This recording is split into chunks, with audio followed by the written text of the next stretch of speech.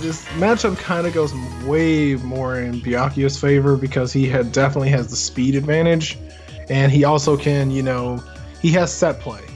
And the last time we had this tournament, our grand finals was a Byakuya mirror, so he's been shown to have a good showing in this game.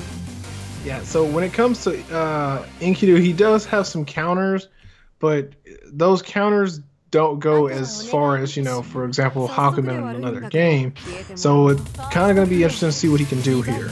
I heard that Enkidu does hit pretty hard, so I'm kind of thinking maybe an Azure level stuff. I wouldn't go as far as that. I mean, if he has the resources, it can be Azure level for sure, but not like just raw. It kind of does pretty average damage. Wow, good starting from both sides. Jake managed to get some setups going, and then she managed to get a nice little combo, and it's a pretty straightforward character so far. Oh yeah, he's definitely very straightforward. He's not as straightforward. Oh, that was very nice. Fell off, and unfortunately got caught by the setup, and here we go. Whoa, wake up super. And yeah, you cannot do that in the air in this game. I think Chick may have thought she was still playing Blazblue. You can't do stuff like that in the air in this game. You can still block in the air though. You can if you use barrier. Or this is not street levels of, you know, stupid when you jump in, you're pretty much helpless. No, this is a Street Fighter. No, it's not that bad. It's still anime fighters. It's still anime fighters. Okay, Chick fishing for to open him up. There's got some more points. Well, not anymore. Now we'll see how he's got some extra things he can do. Well, I like how Chick was not committing to anything that she didn't need to commit that would make her put her in a not very safe situation. And oh no, she drops it. Oh, very nice charged. Nice. That's another thing I'm gonna have to try to mention is that I don't really see the difference between the regular buttons and the charge version, but I'm sure there are minute differences I'll eventually. I can explain that to a degree for anyone uninitiated with this game, since this is only the second time that we've done this tournament. For certain characters, the charge version of a button. And there's your Azure damage, but you see it costs a lot of resources.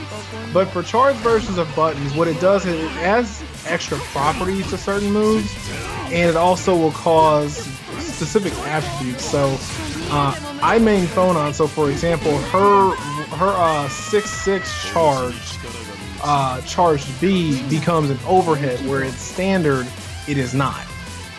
Otherwise, she doesn't have an overhead. And that first match is gonna go to Evil Sheep. It wasn't. Chickzama probably only has to make a few minor adjustments to turn that around. Definitely seemed like once she got started, everything went in her favor. Oh, also, I remember seeing a question someone asked about legal stages. Apparently, in Under Night, all stages are good. Yeah, so, the only stage that kind of stands above the rest is training, and that's by a very minute amount. That's a boring stage. Like most training stages, it's just a grid. Like, okay, let's go to somewhere that's like some scenery. I can't disagree with that. Okay, so we're going into match number 2 here. Oh, and Chickzama beats out the stare down. And she's going to end off with 2.8. It's pretty good damage to end off, and she charged the grid a little bit. And Vorpal is now in her favor. So she had a lot of GVD to block, to get some meter. Oh, absolutely. And there it is. And there's the set play. Chickzama's on default. Oh, well, never mind. Went back to a stare down, and the game is in her favor. And she got so much more grid off of that already. And that is not going to... Well, never mind. She canceled it. It's the American reset there. That was an American reset.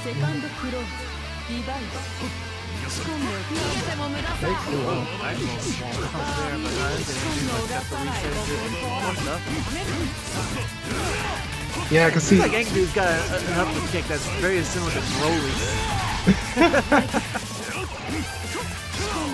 Well, who do you think Broly learned it from? He learned it from him. Well, then again, Broly did it in the anime too, so I think the anime came first, so... Got me there.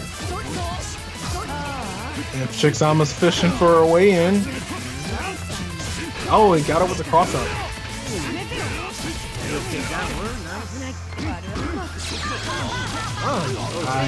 DP out. And with the grid cancel, it got her a clean 2.9, which is actually really good when you're canceling out of that. Oh, whoa, no punish. Oh, he tried. He tried, but she Vorpal canceled again 2 times back to back. That's actually really very quick. So you can cancel a move mid-motion to reset. Okay.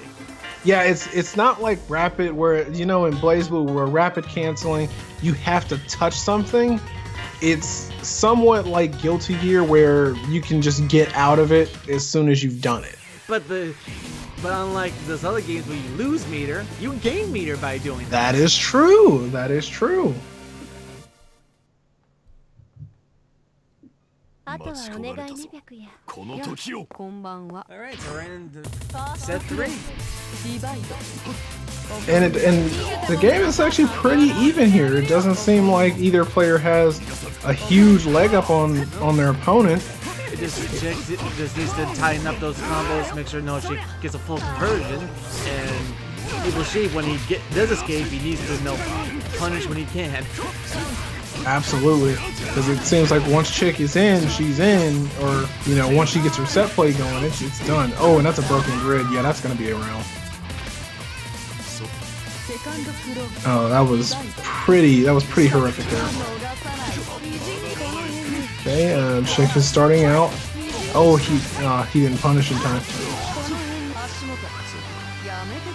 And this game is really a game that'll help you learn to protect yourself from getting crossed up, because it is definitely a game where you will have to always be aware of when and if your opponent is going to try to cross you up.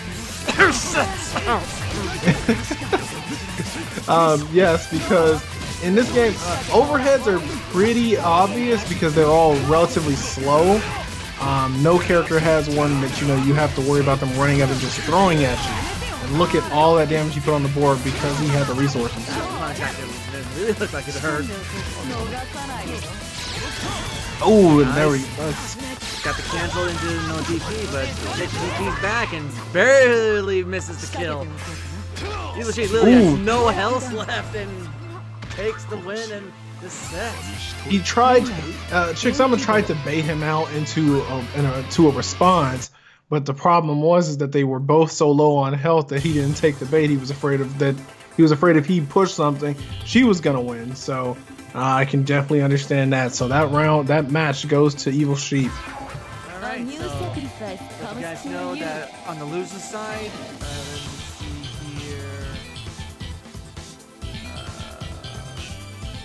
It's like top 8.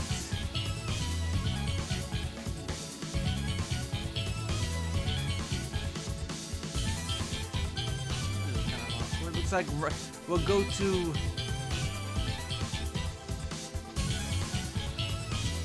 losers round 1 will be off stream. Losers round 2 we'll start streaming again on the loser side of things.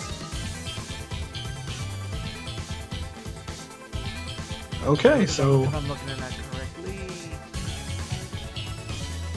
Okay, so both players are here. So it's going to be Aqua versus Minato. And let's see. I'm not sure who Aqualor plays, although he does have an Enkidu avatar photo. And Minato, I know he plays Hilda, and he also plays Gordo. So let's see which one he goes with. Okay, so Aqualord's definitely going to be going with Enkidu. And Minato's going with Hilda. So this match just became slightly one-sided because Hilda is the resident zoner for this game. Between her and Batista. Oh, Batista, you just didn't, unless you are so galaxy brain, you just set the controller down and just wait for her to be done.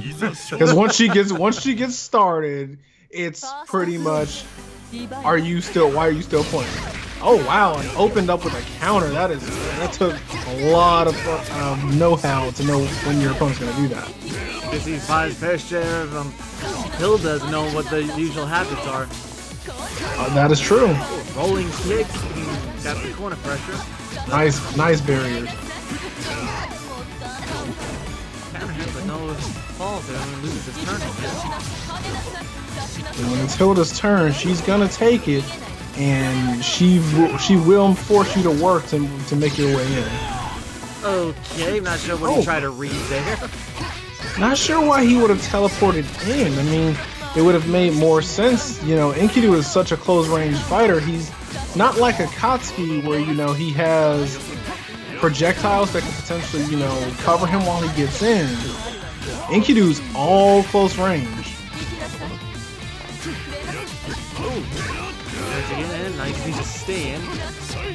Okay, so he's gonna take the gamble. He takes the grid. That's gonna take it.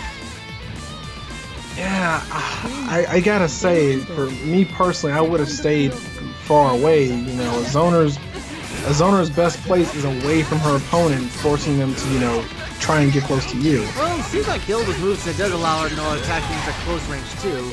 I just don't think she has any reversal options and full meter veil off. Okay, so let's see what he can do with the veil off. Okay, he also veil off and grit is in his favor.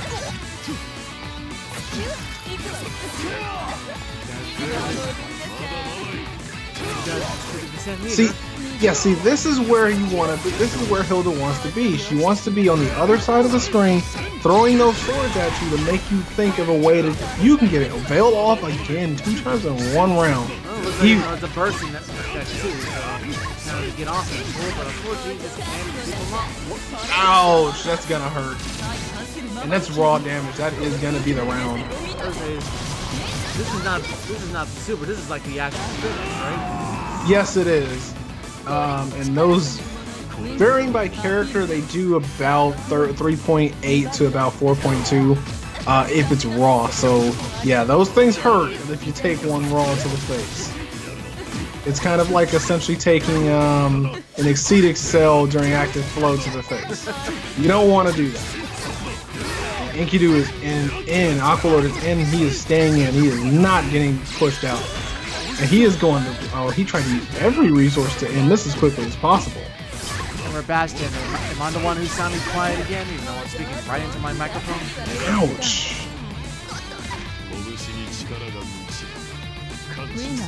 Oh, he's saying it's me. I do apologize for that. Maybe because I was a little bit too far away from the mic.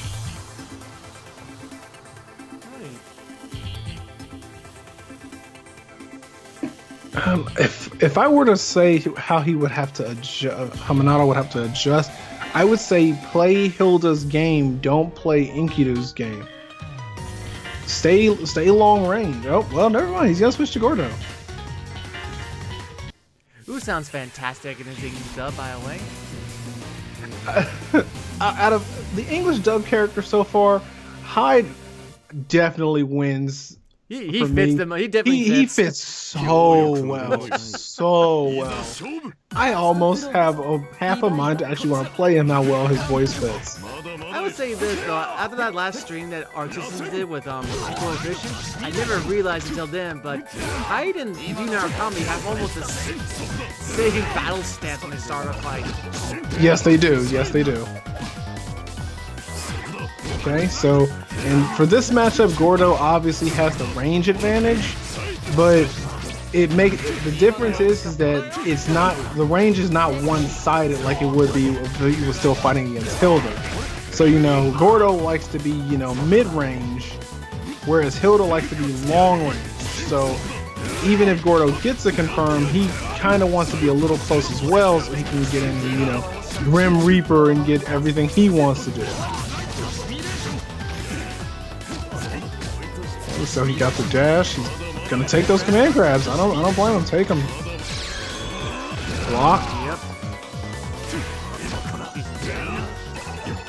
You got no. Oh no. That's gotta be painful. And that's all meter gone. Not be able to carry on to the next round. Absolutely. That was a gamble, and that did not pay off at all. And to add insult to injury, a broken grid at the beginning of the round. That has got to sting. Hopefully he can turn it around and, you know, force him to go to round 3. Back to fundamentals. Okay, got a good combo going here. Got 2.9 out of that. That's pretty good. Pretty decent damage. He's got 4 volts, so. Okay, and Aqualor's just... Okay, Aqualor's on defense. Okay, Monato's on offense. He's going to take another 2.9. Okay, he tried to make a hard read there, and it did not pay off. Ooh, that's... Ooh. I can see that. Yeah, if you want to be able to detect a charge version, they flash just a very quick amount of frames. Ow, that's gotta hurt. Was that a parry attempt that got grabbed? No. When you get grabbed in this game, it does give you it doesn't give a check mark. It gives that little like yellowish pause over the character to let you know, hey, you are being grabbed. This is your chance to fight back against it so you can get out. Oh, this is gonna hurt. Oh, that's it. That's it. The steamroll there. He had the momentum going in, and Aqua just turned it all off. He just turned all of his momentum off. And he just takes it 2-0. Knocking Monato into losers. Okay, so at least we have one Enkidu that's gonna be. We have two Enkidu that are gonna be in round 2 already. Go ahead and get round 2 started. Kevlar versus Evil Sheep. That's a giant change from last time where it was Byakuya's that were running the show. Yep. So that's a stark difference.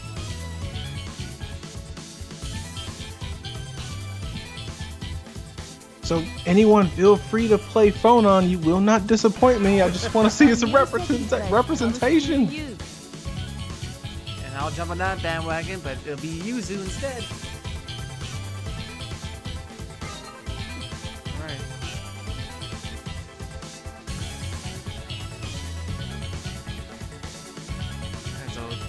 Kevlar is here, and now we're just waiting for Evil Sheep to show up.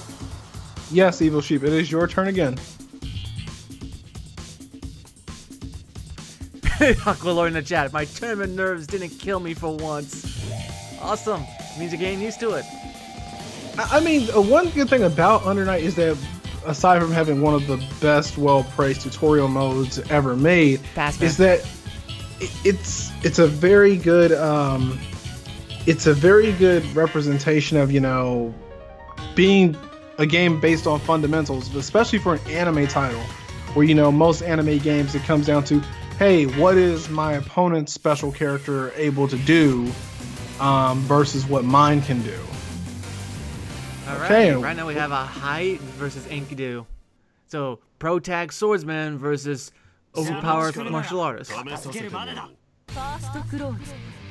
him that fists cannot beat swords.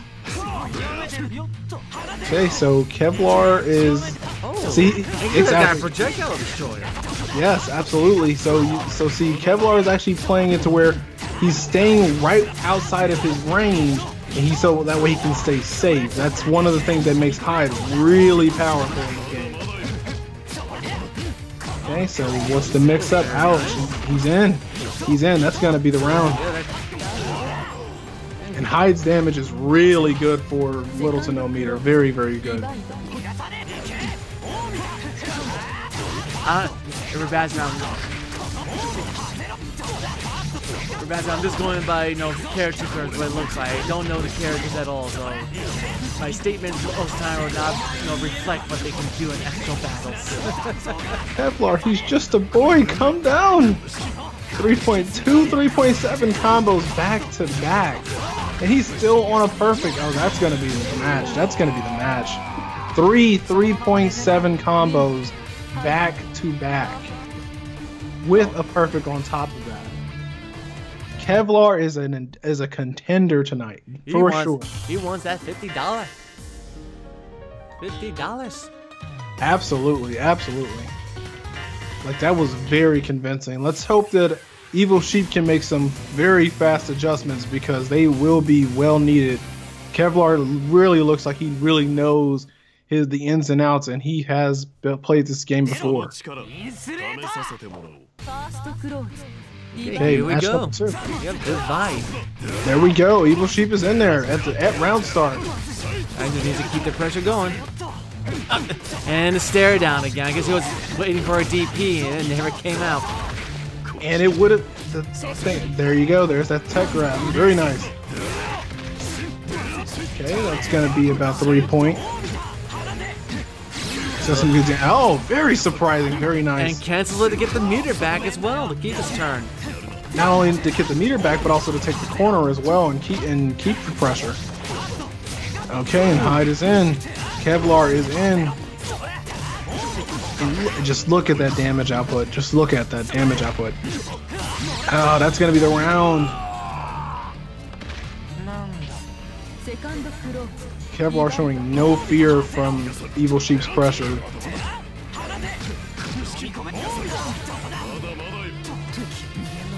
Definitely a Shoto character. You got DPs, fireballs, and all sorts of other stuff, and some decent range. And also to be able to detonate his projectile as well.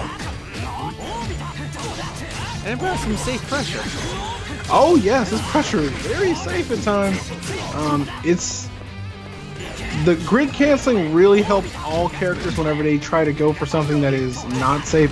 He didn't anticipate the run up. Okay, got him with the 6D overhead. Absolutely. That's not gonna be the round. Oh well, hold on. Maybe it will. Yes, it will be. I didn't expect him to go for that. And that is gonna be 4.7 to take the match. Very convincingly. Very convincingly indeed. Oh, Kevlar is definitely a contender tonight. All right, next up, our champion in the friendlies, Borderlands versus Kendall. Okay, and I'm not too versed in who Borderlands plays. Well, he was playing on Merkava. Okay, so that should be interesting because at least let's see, we have one more Enkidu in winners, so that would definitely be a matchup where things would work in his favor. Okay, and here we go.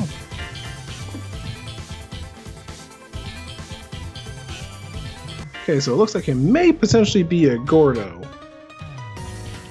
versus Merkava, potentially, and that's it will be. I remember hearing people always complain about Gordo's just insane range, but it seems like Merkava beats Gordo in that aspect with those stretchy arms of his. Absolutely, you've got it there, especially since Merkava is actually faster as well. Plus he's got some Arcune stick with those bugs on the bottom.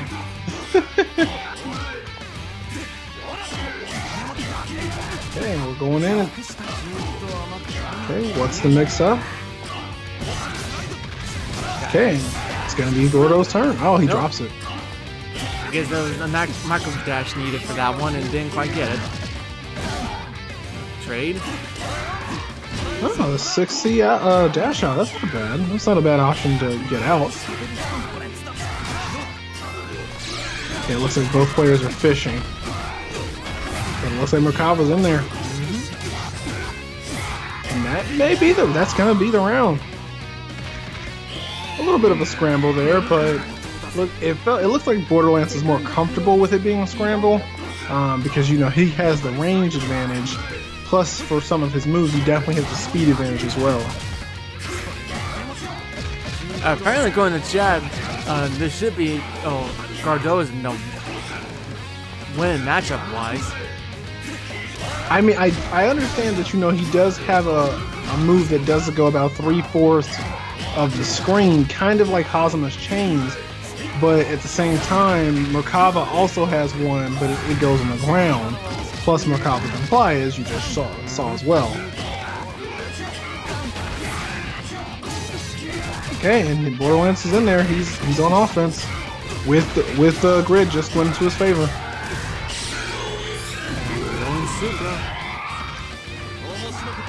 kind of a dull super. I don't think I would have agreed with. Well, never mind. This is second round. Yeah. I was gonna say I don't really think I would have agreed with the burning of all the meter for 3.6, but it got him the match, so that's fine. Going into game number 2 here, let's see if any adjustments can be made very quickly, so that way he can stand up to Merkava.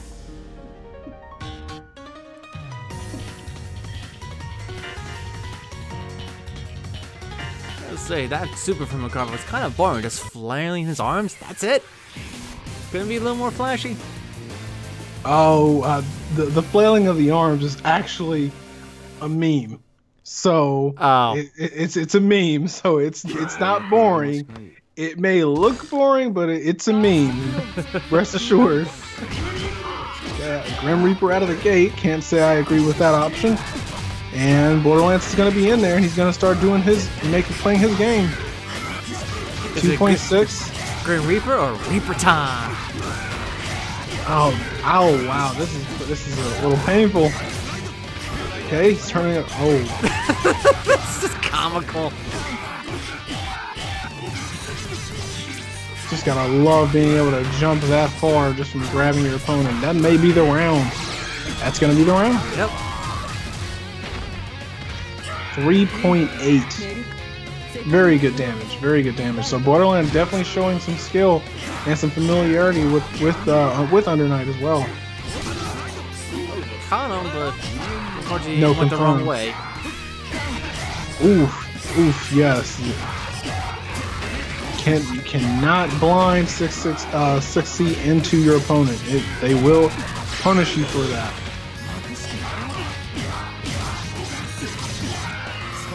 And there's the bane of everyone's existence, the bugs. And no allows Merkava to keep his term. But those things aren't considered a low, right? They're just, well, it doesn't really matter. Borderlands takes this pretty handily. We're seeing some really convincing players tonight. Alright, so getting to the semifinals and the finals are gonna be very interesting. Yeah, see, even Aqualord's agreeing with me that Merkava's super, where he flails his arms, is silly looking, but you know, that's kind of the whole thing about it. That's what makes it funny. So I mean, not every super has to look as cool as, you know, something like the Tyranny or Susanoo does. Sometimes it could just be, you know, flailing about like a child can get the job done for you. Well, next up is gonna be Blue versus Aqualord. And Aqualord is already here, so we're just waiting for Blue, the student of Shotos.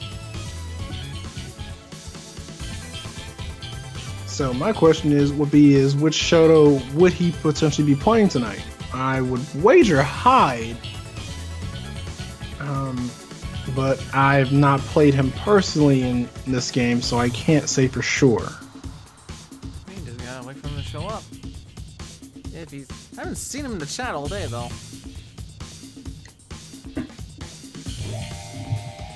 Yeah, has anyone seen Blue or spoken to him? Yes, I can. But he's in the chat, so.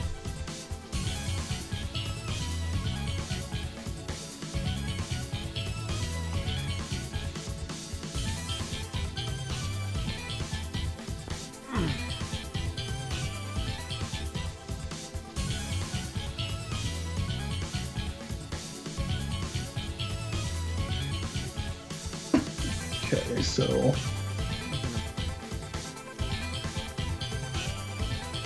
I'll try reaching out to him on Discord and see if I can find him. Oh, okay, I see the meme that Aqualord put up on the Discord. Yeah. That's kind of funny, actually.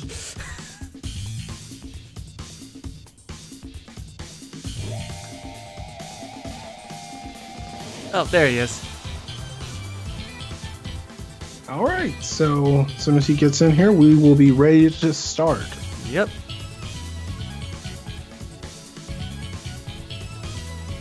Only a couple minutes. Blue, you're good.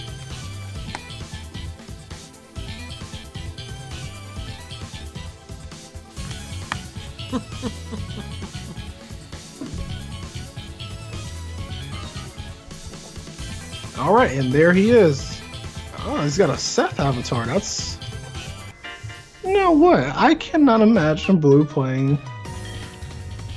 Oh, okay. I was gonna be a little shocked. I mean, I just said that's his stick. That's his shtick to play Shotos. That's actually a really good color he picked for High too.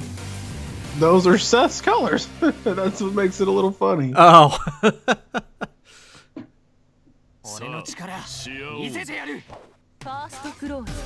Okay, so we're gonna be going into round one, match one here. Okay, and Blue not overcommitting to anything, pretty much keeping his pressure safe. Oh, but Aqualord finds the hole and gets out. Grid is in his favor.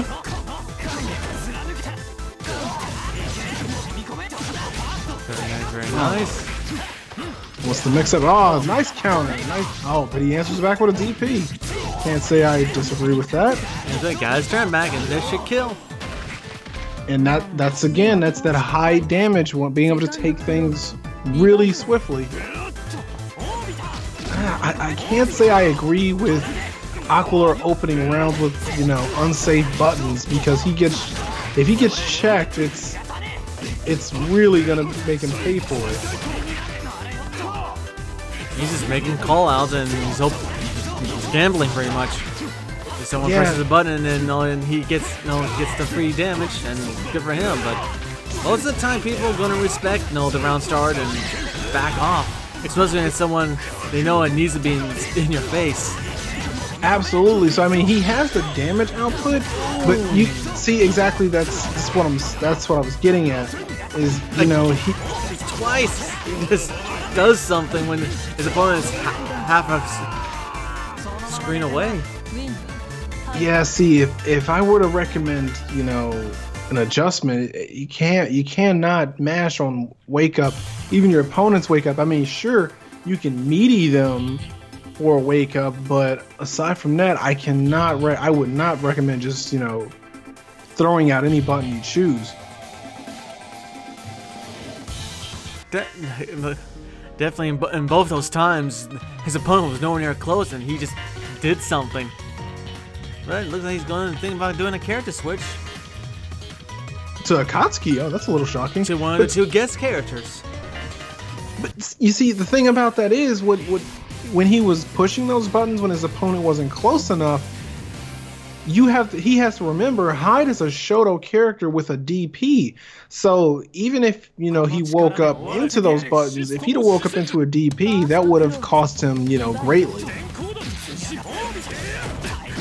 Akatsuki's got some more options than Inkity does when it comes to projectiles, so let's see what we got going on here. Absolutely. So and we're seeing those options. We're seeing them. Okay, he's keeping his turn. Why are guest characters one of two things? The worst characters in games or one of the best characters?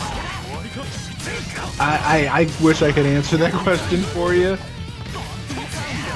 And there you have it. That's exactly what I was talking about. Exactly what I was referring to. He's pushing buttons on his opponent's wake up without respecting if they'll DP or not. Okay, we're having a projectile war here. Ooh, grid broken. That's going to be the round, guaranteed. Decides to spend some meter on his fireball to get some pressure going a little further. Yeah, see, I'm not sure if if Aqualord is familiar enough to make these guesses that his opponent will run at him at round start, but I cannot personally agree with some of these choices. They're a tad bit too random. That's going to be some pretty good damage. Oh, that's going to be the round. Man, this doesn't go either way. Honestly, I think Blue has this. I think what's throwing him off is he's not expecting Aqualord to just push random buttons out of nowhere when he's not even close to him. Aqualord is definitely knowing when the DP and as small as the gaps, though. Which is really good. But well, there you go. He just got baited. Getting a little too carried away with it. Yep. Absolutely again. He got lucky that he didn't get severely punished that time. Oh, that's ouch. Blue had the grid in his advantage. I don't know why. Oh, wait. This may be it. That should be it. Oh yeah, that's it. That's just enough. If it did like 200 less, it may not have been enough, but Blue takes it. And I gave Aqua Lord the point, so Blue takes us 2-0. Yeah, I mean, back to what you were talking about when it comes to guest characters being one of two things, either bad or great. I have no idea. Because if you think back to, let's talk about Soul Cal, since you know the Soul Calibur is upcoming this year. There's the Nakal and Kung Fu Brew. You guys are up. But yeah, back to you were saying. For example, if anyone remembers who played, I want to say it was 4, where when Yoda was playable, he was broken. Well, that's because of his size. but it's still, he was broken, and both players have just arrived. So let's see what these players will bring. So that's kind of my concern for a cross tag, that the Ruby characters, I'm kind of feeling they're going to be probably one of the strongest characters in the game. Because they're literally original and going to be built for the game, while everyone else is kind of ported into it and had to adjust. That's a really fair concern. Although looking at the, I guess we would call alpha version of it, everyone is, showcasing. I gotta say, New, Yukiko, and Jin all look really strong, especially New given the speed of her swords. But back to Under Night, which we're going into. Both players respecting each other's spacing. And they got the same color palette? Mostly? One's a little darker in tone? Well, one's green. My color blindness is going to really kick my ass this round. Oh, my apologies. Yeah, one character is yellow, the other is green. Oh, in that special shade, yeah, great. Oh, I do see the difference a little bit, but out of the way, holy hell in the cow. Calm down. I'm liking the ground speed of Linnaeus here. Oh yeah, she's definitely one of the faster characters on the ground, which is what plays into, kind of her mix-up. I'm getting a real S vibe from her. And look at that damage. Oh, that is some good damage. Oh, and he fell for the Oki. Oh, that's gonna be the match. That's gonna be the match. Nikali does not play. He has meter for it. Oh, he didn't need. Nope. Lin has very, very good damage without meter. Very good damage. He did not need to spend the meter. So Nikali takes that one clean. Let's see if I'm sorry, any adjustments can be made. Because that was a double perfect too. So a tap, a projectile throw, something. Don't go out that way. But then again, mirror matches, I don't know how you handle them, but I'm not exactly a big fan of mirror matches myself. For me, it depends on the character. It depends on who I'm playing. So, if I'm playing, a character like Kokonoi, we're both going to be messing with each other's movements, but it is doable. But Izanami's mirror match, I don't mind it. It doesn't bother me. But as far as Under Night goes, Onon's mirror match basically comes down to we both control the entire field, so it's baiting each other for a mistake. Ow, wow, that is oof. At least it wasn't a perfect, so some progression. He made the adjustment to take a hit to hit him. Ooh, whiff punish there. Yeah, he's committing a little too much to specials. Specials can be powerful, but don't count on them to do your job for you. I was trying to get either the overhead or cross up, but unfortunately with both attempts, and here we go. I don't think Brew is blocking on Wake Up. I think he's trying to push buttons on Wake Up. because Nakali let him wake up and he just immediately got hit. And that's a clean 2-0. Ouch. I believe that when we get to winners finals, it's gonna be something to see. I think we only have to wait until then. I think we can just. I think we start with these semifinals right now. So Kevlar and Borderlands. You guys are up. And Kevlar definitely was one of the stronger characters earlier. So I'm really interested to see how far he will go in this tournament tonight. And this is gonna be the semifinals.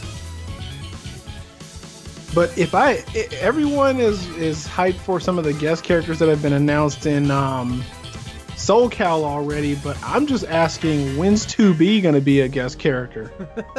I don't play SoulCal. To hell if it makes sense or not. See, that's the thing. I can imagine her being a guest character for SoulCal, which would force me to play that game. And I despise 3D fighters. I did like Soul Calibur up to Soul Calibur 5 when the game kind of just... Was it 5 or 6 when they did that time jump? Wherever the that last... would have been 5. The Yeah. last one was... Yeah, alright, so yeah, that one kind of killed it for me. Just, they kind of murdered the characters. Yeah, I think that would rub a lot of people the wrong way. But going into this match, Kevlar versus Borderlands, both players have started out respecting each other's space, but Kevlar is in there with the broken grid on Borderlands part. Oh, and a dash in is gonna make this hurt. What's the mix up? And that's gonna be the round. Perfect on Kevlar's side. Oh, completely different, from I've seen from Borderlands earlier, but looks like he's starting to get his game. Oh man, I cannot agree. I cannot agree with Borderlands trying to get in Hyde's space. Make him come to. Personally, I would say make him come to you. You have the lengthy arms to keep him at bay, so yeah. And unfortunately, woke up. That's gonna be good. Flurry punch, and that didn't work out. Or should I call that aura punch? At least his version of it. That's a broken grid. Yeah. Stabs the ground for an anti-air. Okay. Yeah, I don't think Borderlands knew what to do in that situation. I mean, Kevlar had everything. He had resources, he had grid, and he definitely had a huge life lead. I don't think he knew how to actually approach that situation. Pass it off, Tree. Oh, right. No, not that button, that button. And yes, chick, I play video games for plot, story, and characters, then it includes the fighting games. That's why I am so into Blazblue. Okay, let's see if Borderlands can make some quick adjustments, because that round one was really swift. Then again, so far every match Kevlar has been involved in has been swift. Most of these games these days, or to try to say this tournament, has been very quick. Oh, nice using his projectile for cover. Yeah, and I agree with Borderlands using, his flight mechanic to, avoid getting hit or, by the projectile, but it cost him his grid. I don't, ow, oof. The dash in. Charge version of that move and continue the combo, and this could kill. Is he going? Yep, 4.1. Costly mistakes. And there you go, snatching from half screen. Okay, I wouldn't recommend it. Oh, very nice.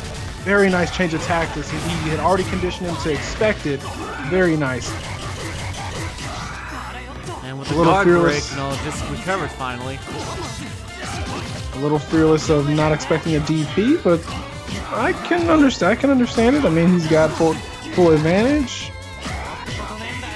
And Kevlar just shielding it out. Oh, looking for an opening, but didn't find it in time. Oh. Merkava has a hit grab mechanic, not a command grab. That's good to know. Yes, but as you see, it wasn't full screen reach. Yeah, it wasn't impervious to his projectile at all. It just reached straight over it. Oh. Man, yeah, I think it, nice Check the grab. Check the grab. Very nice. Very nice, very nice. Got the bugs. Yeah, it's still his turn. Oh, very nice. Okay. Gain the meter to kind of do a little pause to see what's going on, and DP's out. Absolutely. I was just going to compliment him on that. That was very smart move of pausing the game to see what was going on to make a choice. And here comes that high damage. Coast to coast. But got out of the corner. And chase him down by. That was less of a chase and more of a hunt down with that shot. Nice. Unfortunately, that's another 2-0. But at least, that one wasn't one-sided. I think Borderlands made a very, very good turnaround. He did make some really good corrections there. The only thing that I would have said, I personally would have recommended him do differently, was respect his space for, if he will wake up DP, because as we saw at the end there, Kevlar paused the game so he could see whether or not it was safe to DP, and then he went on ahead and did it, so he made it to where he had an option. And Blue and Nicole are already here, so we're rolling right along. Yep. Okay, so it's going to be Hyde versus. Well, it was Lynn in last round, but it looks like he's going. Well, he hasn't decided yet. No, he's going Phonon. Oh, there we go. Some representation for my main.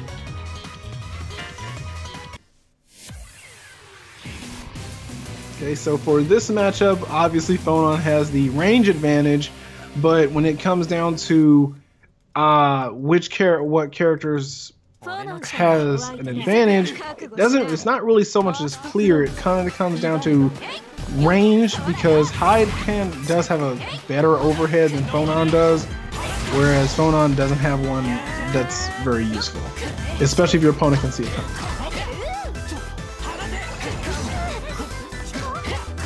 Okay, and there's the damage. Very nice. Oh, that's a nice one. I haven't done before. I like the design of Phonon. The domination and the whip stuff, but wearing the headphones on top of that, listening to music as she's cracking the whip. Oh, she's not actually listening to music though. The whip is so fast that it will hurt her ears if she listens to it without those headphones on. So it's actually not music she's listening to. It's actually just to protect her hearing. Oh, it's just hearing protection. Okay. Ooh, that's gonna be a punish. Absolutely, he can go for any combo he wants to right here. Ooh, that is gonna be some big damage right there. Costly mistakes. And that's just showing what I was talking about earlier, everyone, about how in this game cross ups are really important. And wow, the mashing is then ends up with a kill. Once again, la call coming into play. And he ended that one with a 4.8 combo, leading into a smaller one. Very dangerous. Very dangerous. And Aqua Lord, I don't mind stealing these combos. Yep. And you see a combo that you like? Steal it. Most of my combos aren't exactly mine that I created. Oh, absolutely. I can agree. I can attest to that. I mean, it's all about making a combo that your opponent hasn't seen before, so that way when the combo ends, if they don't know what the setup is, they're confused. That's why grapplers rely on trying to command grab you so many different ways, so that way you're a little shook when you are free. So match number 2 here.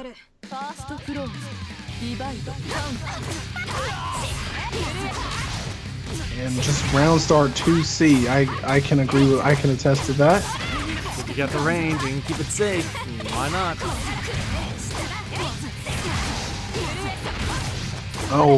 That's gonna be some smart damage.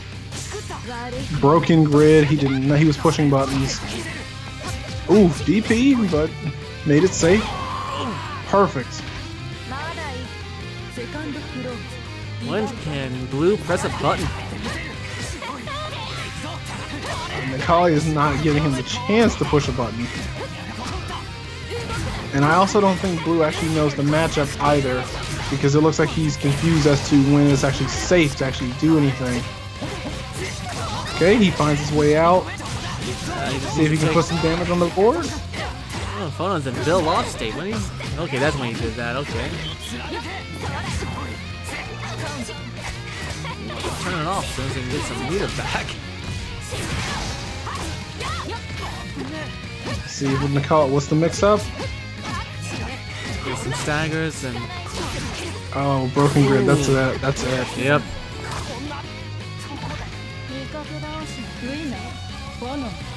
Oh, and Macaulay takes that one 2-0 as well. Alright, winners finals is going to be an insane match, but we'll get back to that later. Right now we'll go to the losers side and do losers round 2. So Aqua Lord and Chigzama, you guys are up.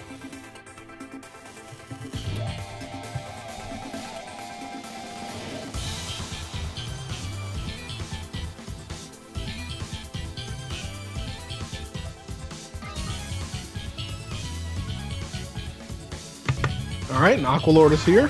A new sacrifice comes to you. So just waiting on Chigzama now. Yep.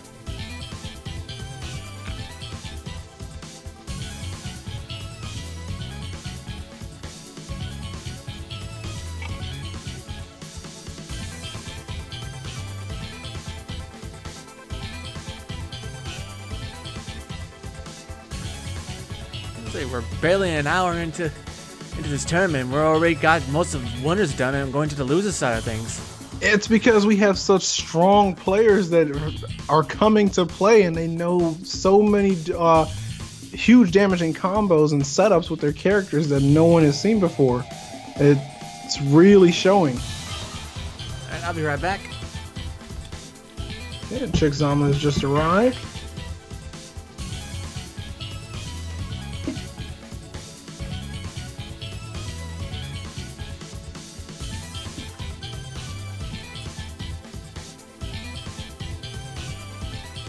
Well, you don't know that you're gonna die, Aqua Lord. Let's see if you can actually turn it around. Sorry, it was just a little dark in my house. I had to turn on some lights. Okay, and we're gonna be having Chigzama versus Aqua Lord, Byakuya versus Enkidu. Oh, and this was like the first thing we saw in the tournament.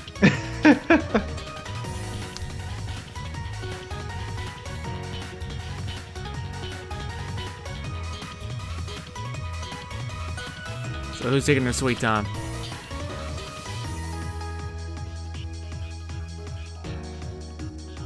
So it's gonna come down to if Aqua Lord can adjust to those setups, because as we saw, if Chick gets started, it's her turn and she gets comfortable. Versus it's fine. Versus it seems to be her struggle is finding her way in. Then Aqua can just set up traps and just wait for their opponent to move. Okay, and we're going into round 1 here. Okay, Aqua Lord's in. Okay, caught Chick pressing buttons. Grid's in Aqua Lord's favor, but Chick's on the offensive.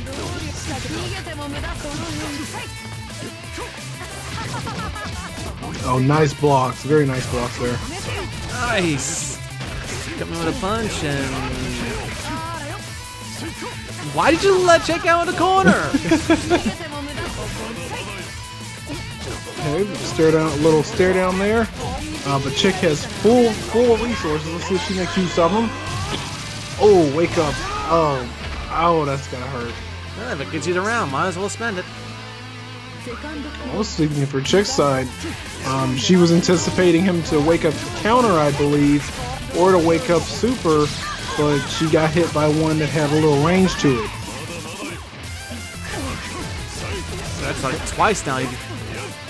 Aqua Lord's got that move in. It looks like both players are actually respecting their opponent a little too much here. Like after a knockdown, they back up for whatever reason. We're expecting that DP. That's 3 times. Okay, Aqualor's in there. Oh. Now there's a DP. Oh, she didn't cancel it to make it safe. I don't think she could have. Oh, she had grid in her favor, so But was she in purple? Oh yes. Okay.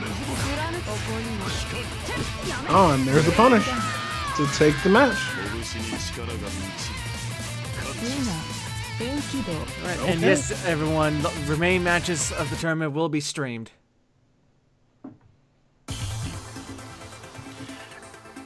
As for any adjustments, the only thing I can say is that they're respecting each other. They're respecting each other a little too much. And when it comes to anticipating a DP, they both are anticipating it, but they're doing it in the worst possible way. They're giving up too much real estate in the anticipation for it.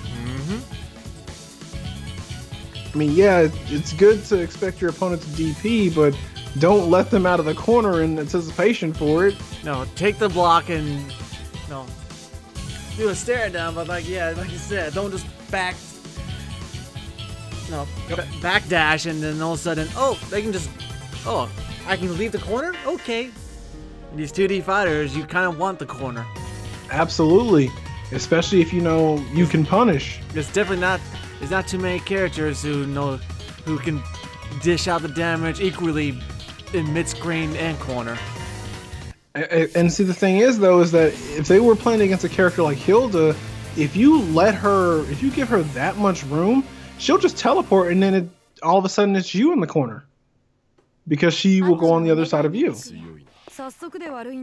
we're going into match number 2 here.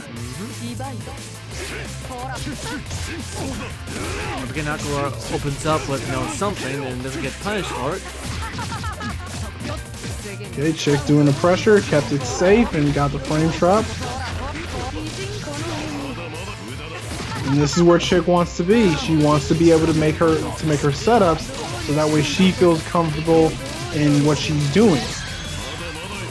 Absolutely. You got the setup there.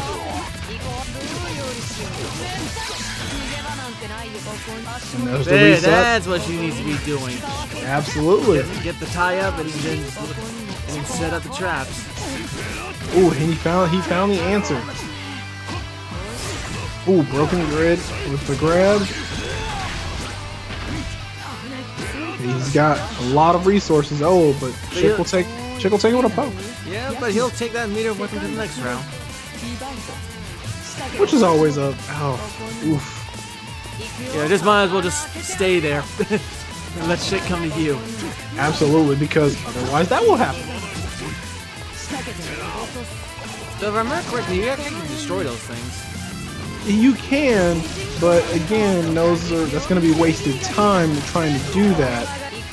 And Byakuya is a very fast and agile character, so I wouldn't really, invest too much stock into trying to do that at range. If Aqualor was running high, then I could, see putting some stock into that. But as we're seeing right here, Chick is making, she's got the corner and she's safe, and that's exactly where she wants to be. And she feels comfortable when she makes those plays.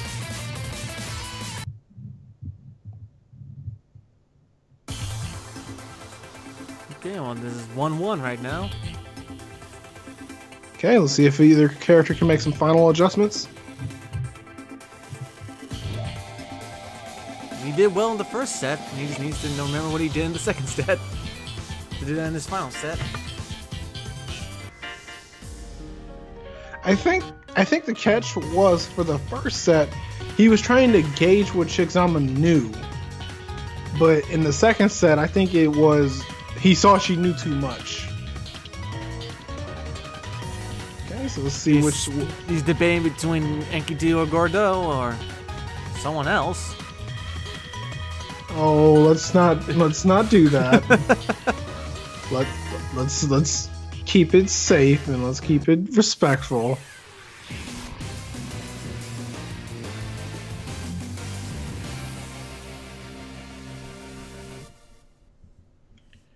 right, so we're going into the final match with Byakuya versus Enkidu and Chixama versus Aqualord.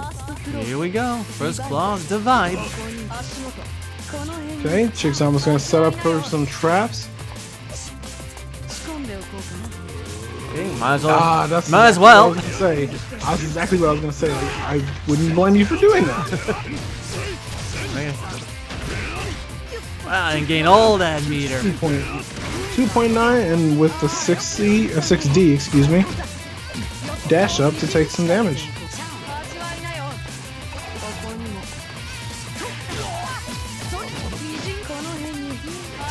Okay, ooh. Oh, he dropped it. I'm gonna say that could lead to some big damage. Oh, nice, very nice counter. Very nice. You don't want to not let her out the corner again. I potentially, never mind. I thought I'd maybe see a wake up super again, but no, he keeps his meter.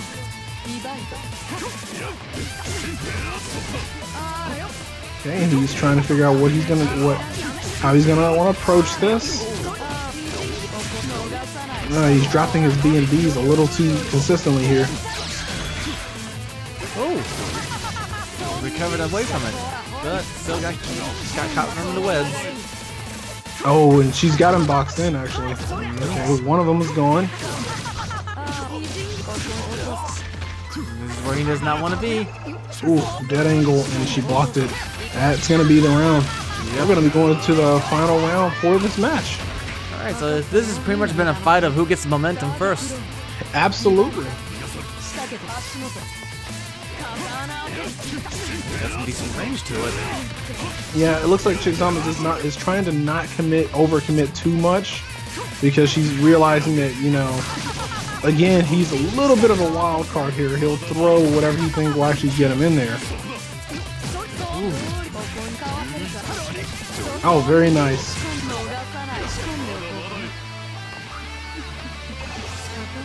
Okay, they're both just charging up the grid.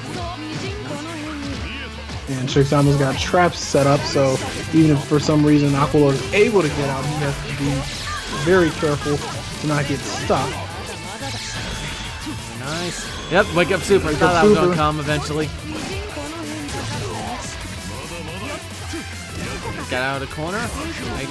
Unfortunately. No, that's going to cost you. That's going to cost you the match. Did that one too many times.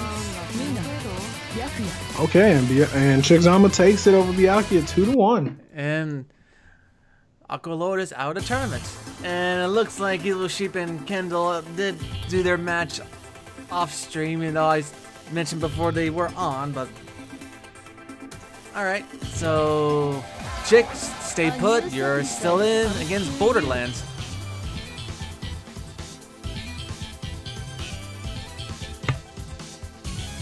Ooh, excuse me.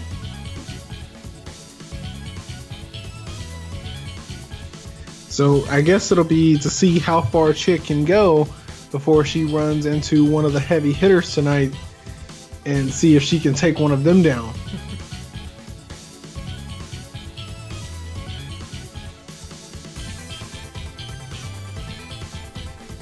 So Chick, return, Board, you're next.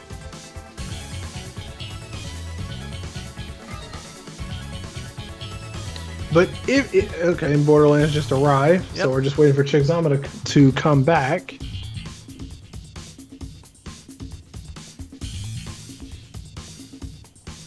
If you were to pick a guest character for Cross Tag, who would you actually pick that you feel would actually vibe well with the rest of the cast? For outside the series, or within the 4 that we have right now that we're still waiting on announcements for? No, outside of everything, for the etc. category. Do you really need to ask that question? I kind of actually do. I mean, I know you would say Saber, but she is in a fighting game as well. Yep. So I mean, it would be pretty good to see if they could, you know, port her over.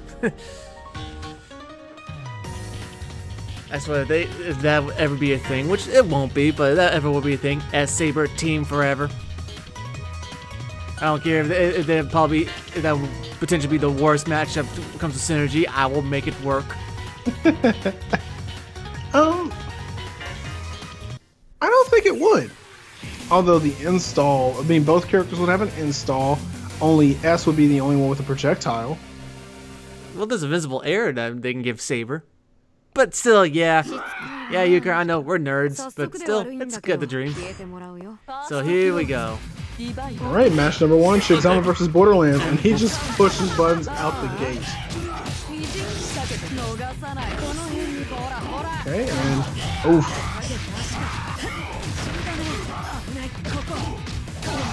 Oof. You have to watch your head versus Merkava. Because he has a pseudo insta overhead by being able to just jump in the air and just dive straight down at you. And that's gonna be that. That's gonna be round 1. Borderlands takes that very convincingly. Let's see if Shigzama can find her footing here. I guess that's his backdash. This is a very unique animation for backdash and just crawling away. Oh yeah.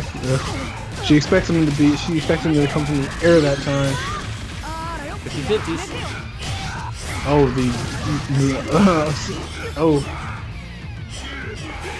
rather that than fun blockables.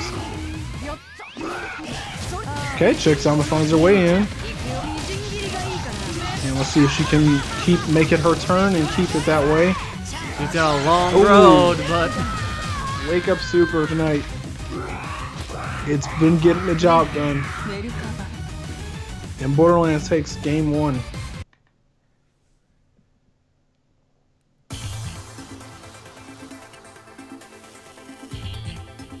Alright, I'm not sure what Chick can really do here.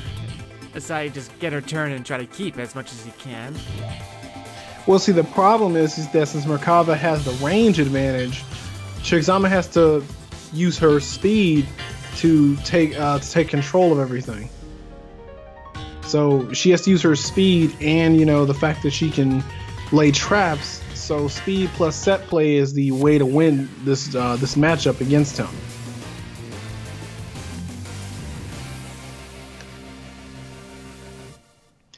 Okay, match number 2. Mm-hmm. Here we go. First claws, divide. Okay, and this is actually the first time Borderlands didn't overly commit to something at the beginning of the round. And I'd be paid for that, actually. So it looks like he respected Shigzama a little too much, and it cost him a lot of health. But nice blocks. Got opened up a bit, but no confirm. Oh, and there's the confirm. Wake up super again. Yep. I guess that's his DP, but Chick returns the favor.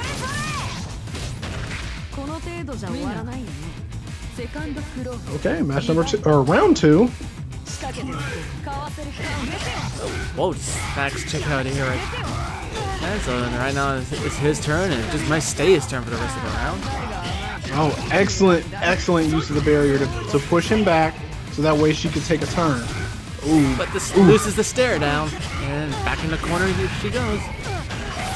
And it's gonna cost her 3K in health.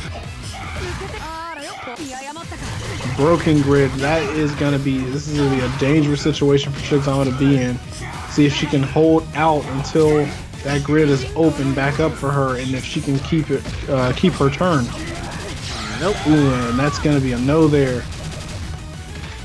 Okay, so we're gonna be going to round 3. It's not so bad. She's got an extra life still. She just has to take this round so she can, you know, force him to match number 3 to potentially send Borderlands home. And this is where she wants to be. You see, she looks very comfortable once it's her turn and she has the corner. And there it goes. She forces him to a game 3. That's literally who gets the momentum in their turn and keeping it. Yeah, it looks like Borderlands definitely looks more comfortable in neutral, but Shigzama looks more comfortable once she has a turn. Bro's like, I ain't blocking on wake up until I get the wake up DP.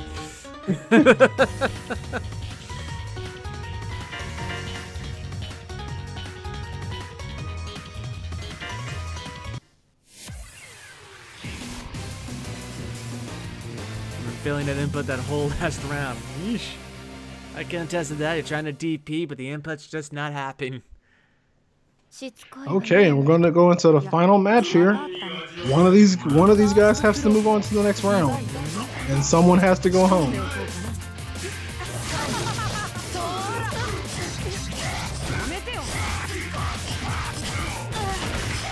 Very nice. Oh, but he drops it. No one's got the full corner here. Oh, chick jumped into it.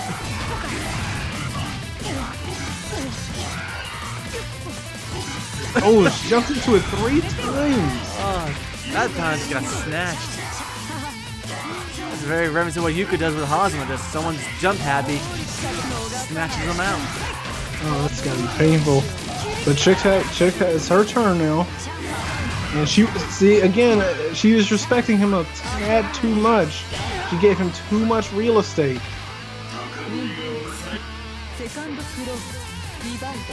Okay, and match number 2, Borderlands on match point here. Oh, jumps into it again. Borderlands starting to recognize a pattern that chick does. And he's answering to that pattern as well.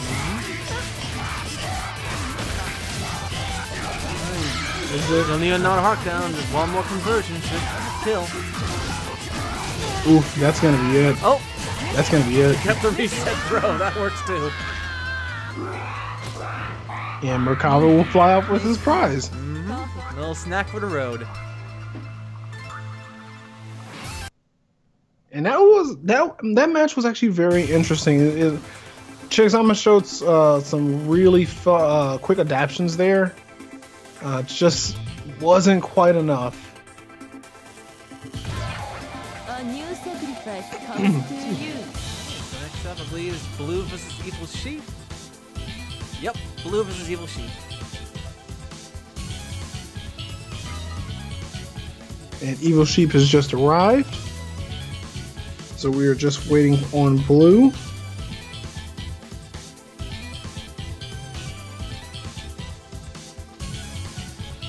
It's going to be another Hyde versus Akatsuki from the looks of it. Not Akatsuki, but Enkidu. yeah, that's right. Enkidu.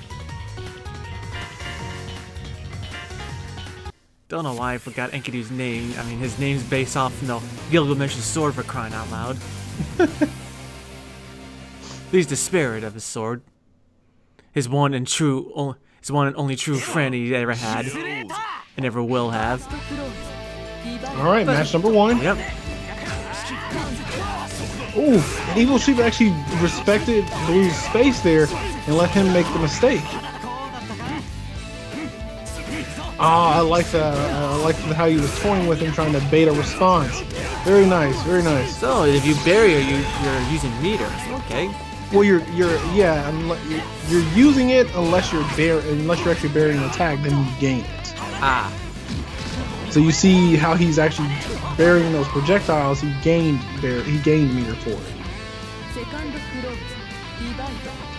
And barrier in this game, it's very dangerous to use it recklessly, because if it gets broken, it's gonna be a situation you don't want to find yourself in.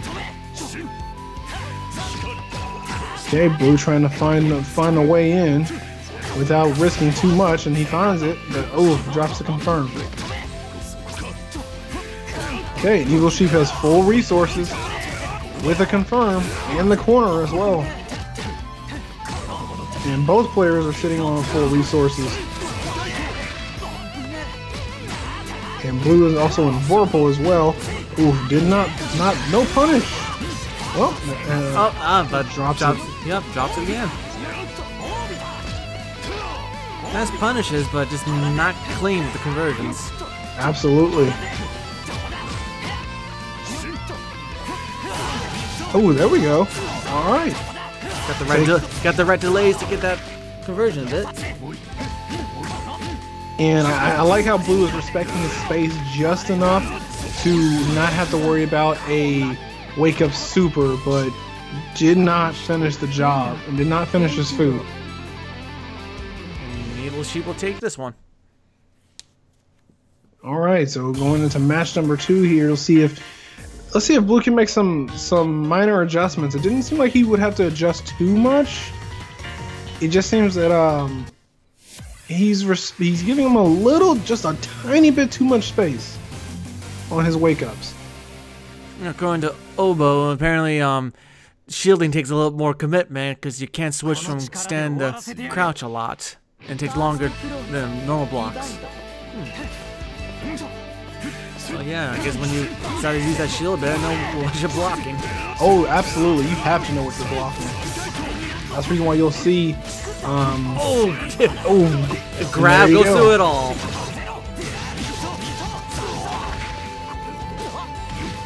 And answers right back with a grab of his own.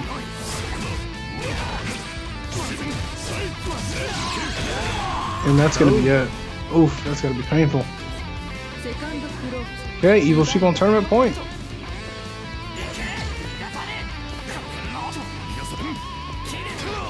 Yeah, it looks like Blue's trying not to commit, respecting his space. Trying something, then backing out when it doesn't work. Not an ineffective tactic. Both players fishing for something to do. For confirm, Blue gets a confirm, but he drops it.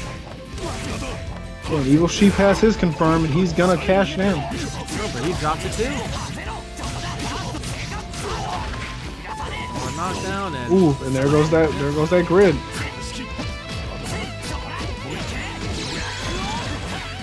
Ah, okay. I was just gonna say I'm not understanding why Blue's not using his dash. When he clearly sees his opponent is crouching. Evil Sheep is just cashing in. oh, very nice. I didn't know we were playing Guilty Gear. With the run-up anticipating a grab and grab your opponent instead. Oh, no punish. Use that as a safe approach. And again, I did not know we were playing Guilty Gear. I do that in Blazblue sometimes, just run up and grab. Okay, let's see if both players on the... actually, no. Blue would actually have to win this one. Nice respecting of what his opponent might do, but he respects him a bit too much, and it's costing him. That was a mistake. No. That's going to hurt you. He's going to make him pay for that one.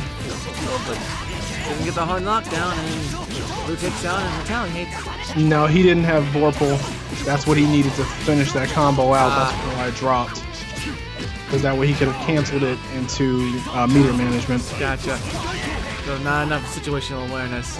Yep, that's correct. And can Blue finish the job here? Oh, yes, he can. He will force a final match. I didn't know if he knew the ender or not, but he had his ender. Spin the meter and got it right before he was able to recover. Very nice indeed. And they're going right back into it. No time to take a breather. No time at all. So it looks like Blue found his answer. Is to see if he can keep it up and not become too predictable, where Evil Sheep will know how to anticipate his movements.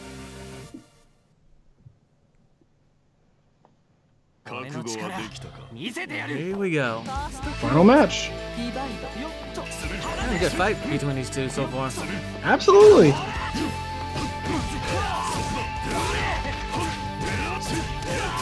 Very nice. Evil Sheep cashing his chips in. That's going to be some big damage, especially. That's supposed to translate. It's going to be good. Absolutely, you gotta have to respect. Ooh. Whoa. Oh, very nice. Tried to get him with the scare tactic. Is that like some kind of charger or counter thing, or what was that? What, where he ran up on him? Yeah, this slid and all that fun stuff. Oh, it was just a dash. Oh, okay. It was kind of like he was trying to cross him up by throwing him off and not making him understand where he was going to be going. Okay. All right, Blue's got it's Blue's turn. Catches the quick wake up, so unfortunately doesn't convert fully on the combo, and Ooh, drops it. on the cusp. Oh, nice evasion. Okay, Blue on his final life here. Let's see if you can make something happen. Oh, nope. Got Gets caught. snatched.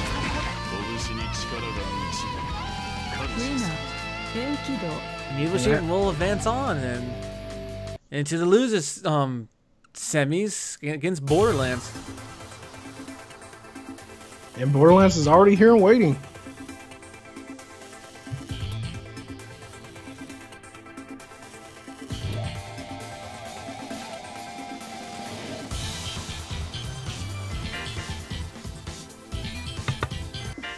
All right, and here we go. Evil Sheep versus Borderlands. And this is going to be our last best of 3.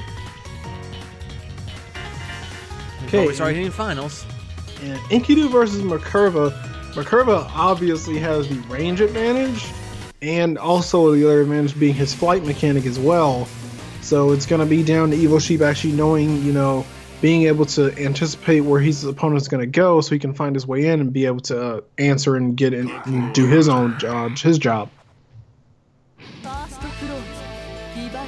Here we go.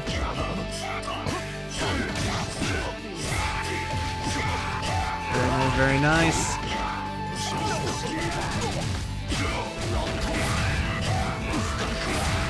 Got some loops.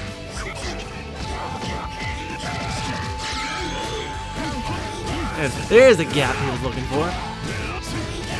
Yeah, I think Borderlands went for the wrong super there. I think he tried to go for the flailing arms. Got an anti-air out of the sky, and the Merkava's turn.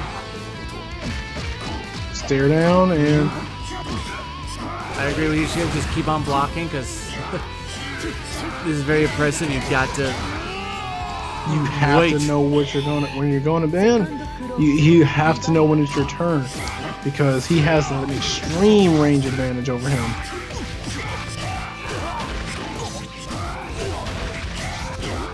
And Borderlands taking his turn, and bugs are play on the board. Unblockables, gotta love them. Oof. Cross up, but he wasn't ready for himself to be on that side, and it's gonna cost him a lot of health. It may just cost. Oh, never mind. He used it for bugs. Never mind. So oppressive. Man, when do you press a button against that guy, man? And Blue in the chat going French bread games feel a lot more strict to him. I said the same thing earlier. I don't think it feels as strict as Guilty Gear, but it does definitely feel strict. It doesn't have as much input, you know, Forgiveness. leeway. Exactly. So you definitely have to be on point with your inputs.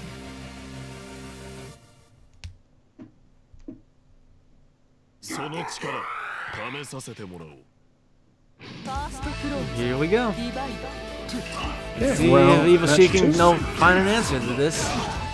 Very nice.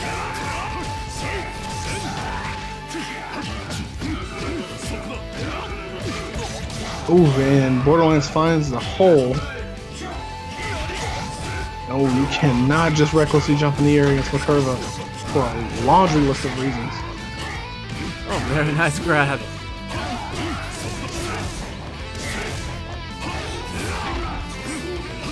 Oh. And see, Evil Sheik is really good about once it's his turn, taking it and, you know, exercising his right to take a round. He's very good at that. Yes, he is.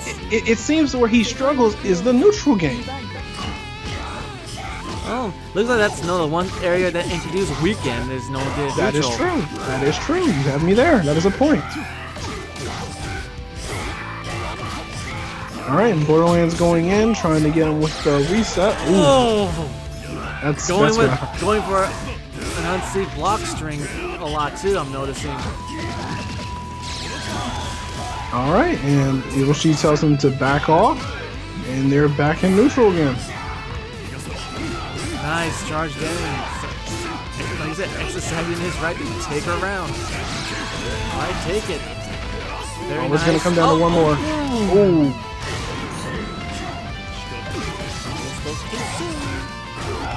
Yeah, you definitely spoke to some commentators curse. All right, round 3.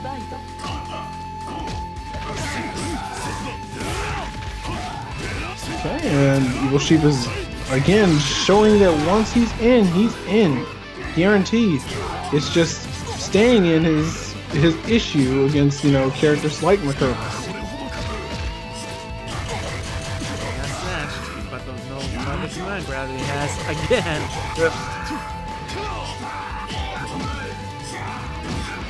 Okay, and what's the mix up? Ooh, very nice. He got out of the corner by going up under him. So he was his turn. I'm not blocking. This could end it. He got the meter. Yep. Flailing arms.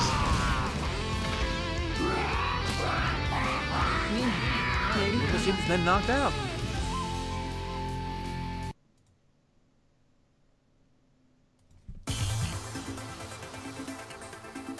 Alright, so Borderlands will take a little breather and we go up back to the winners finals. Kevlar and Nicole, you guys are up.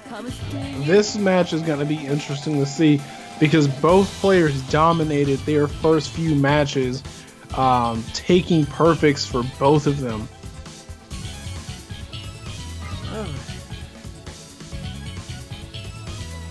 And this will be a best of 5, so the winner has to take 3 games, and the loser will be going to losers finals.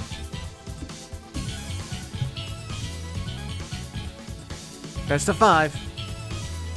Yep, he just and Nicole just asking the question in the chat about that same thing. Oh, never mind, I beat him to it.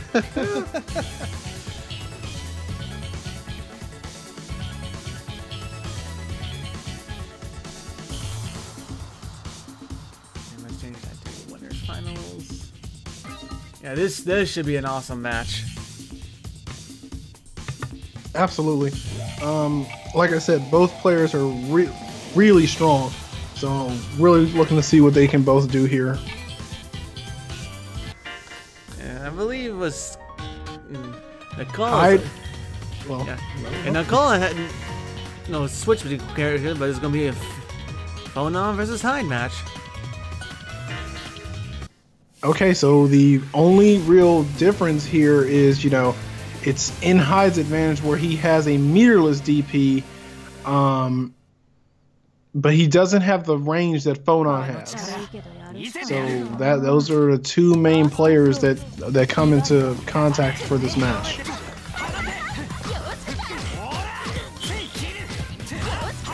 Okay, and there you see the excellent how well his grid is going into his opponent's side because he's using that barrier in very smart ways. Oh, wow, that's a lot of grid. Oh, text to throw, very nice. And he's got 4 bolts, so I was waiting for him to convert all that to meter. Well, remember, his opponent is actually very well versed as well, so... Oh, he's in. Alright, and let's see what Nicole can do. Alright, charge 236. 4.2 on the board. That's really good damage. Absolutely. Oh, nice side switch, but nice block. And he blocked it all with his barrier. Very well done. Absolutely good. Nice cancel for the overhead. To turn into an overhead. And that's the thing. That move is typically a low, believe it or not, even though she hits you over the head. Only the charge version is an overhead, but like you said, he canceled it and made it to where it was an overhead. All that grid is just on his opponent's side because of how well he was blocking. Very, very good blocks.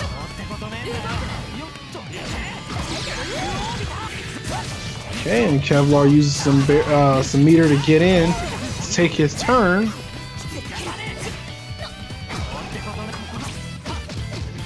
Okay, and Nicole freezes it. Alright, Nicole is going to take a turn. Ooh, but he drops the combo. Okay, nice. Trying to fake him out. Yeah, both players have very good, strong fundamentals for this system as well. Wow, very nice extender. And we're going to be going to round 3 here. Yeah, opening up with Phonon's 2C, I can't say it's a bad decision. It's actually definitely one of her stronger buttons. Oof, caught doing 2C again on the startup that time, but Kevlar was actually anticipating it at that time. Backdash to avoid the throw, but unfortunately got caught by the whip. Alright, oof. Not got that time. Nice standing grab, nice teching the grab. And he's in. He's gonna take Nicole's gonna take some big damage off of this one. Ooh, but he drops it.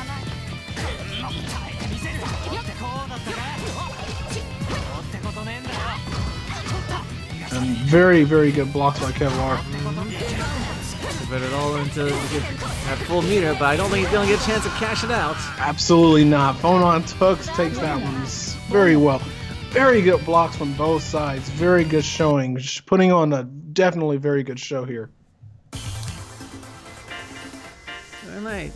At this point, it's less of what advice we can give for adjustments. It's more just okay, complete combos and just make better reads.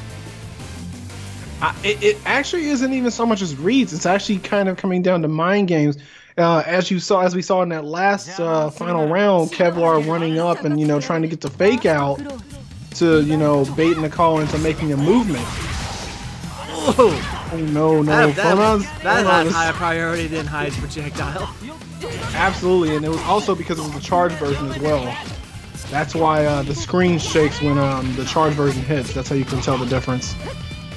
You notice it also when attacks someone, Hyde it kind of vibrates a bit too. Yes, I guess you would call that the sound showing up, and making it very clear.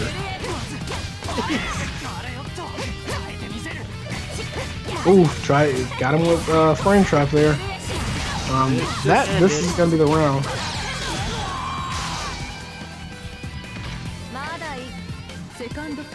All right.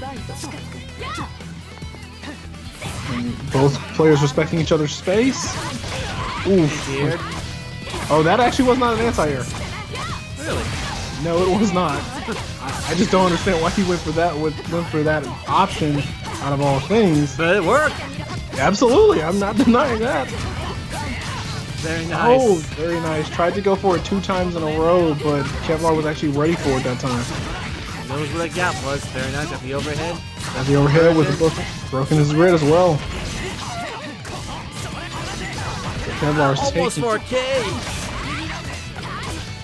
But lost his turns. Oh, and Nicole was gonna make him pay for it. And gets out of dodge and get the range game again. Can't say I would disagree there. Ooh, that was a really close call right there. And one person just needs a conversion or throw or grab. Grab will do it. And Nicole takes that 2-0. He has one more set. He's doing a clean sweep. Clean sweep here in winners finals. Yeah, but I mean, Kevlar's putting up one heck of a fight. It's just he's having a hard time putting Nicole down and making him stay down to take a round.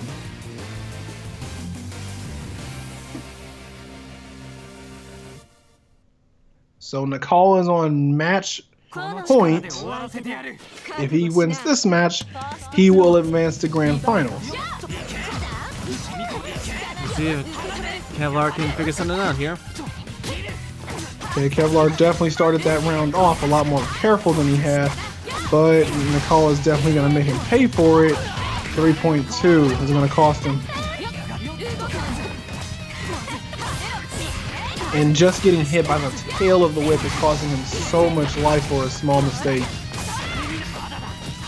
I can see why you made the switch from Altria to Phonon. Holy crap.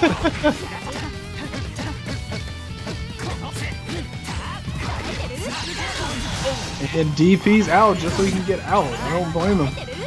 It's very good decision. Whoa! Ooh, charged it up to make it an overhead. Right? Not a bad idea.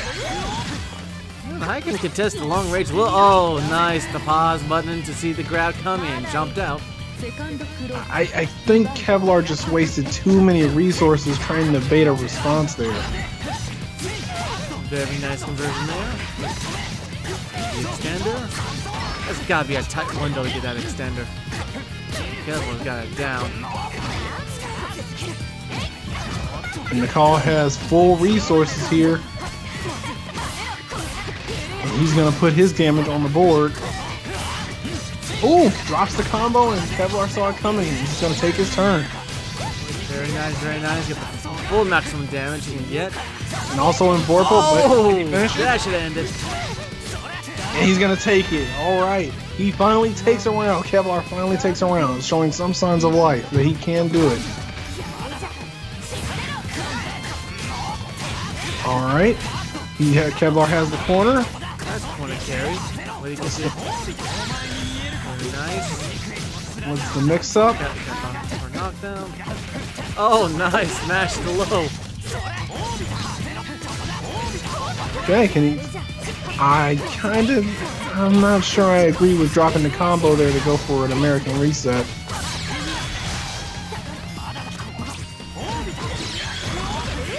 And there you have it again, where he with so many resources to bait a response, and the call is just racking up that grid. Like, it is all the way into Kevlar's territory.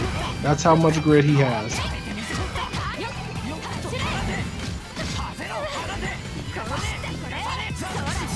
Okay, both players respecting each other's space, but Nicole is in there.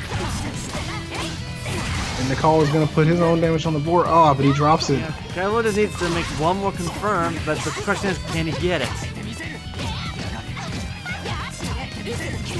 And it really shows. Oh! I mean, it really goes to show and attest to Nicole's skill, how he is able to drop a combo, but it still puts so much damage on the board. And Nicole will take that and advance to Grand Finals 3-0. We'll be sitting pretty on the winner's side, and Kevlar and Borderlands are going to have their match, which is a run back actually with Kevlar 2-0 Borderlands. So we're going to have a couple of run backs in this tournament. All right, and they're hopping right into it.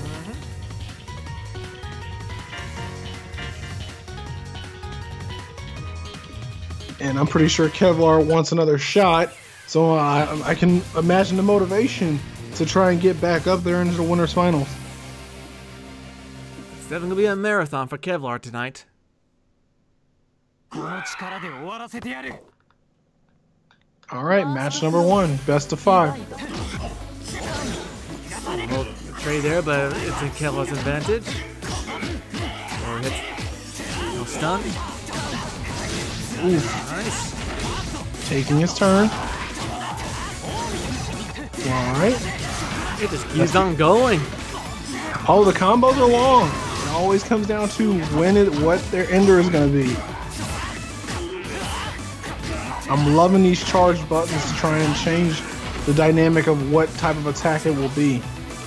Was that the entire time I was actually right out of Merkava's range, if I want to say?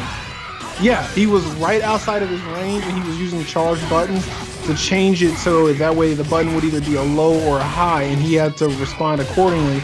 Otherwise, he would have to face big damage, as we can see when Kevlar gets confirmed. Good stuff by Kevlar, knowing where that dead spot is between his normals then, but in his attacks. But right now, Borderlands not happy with that and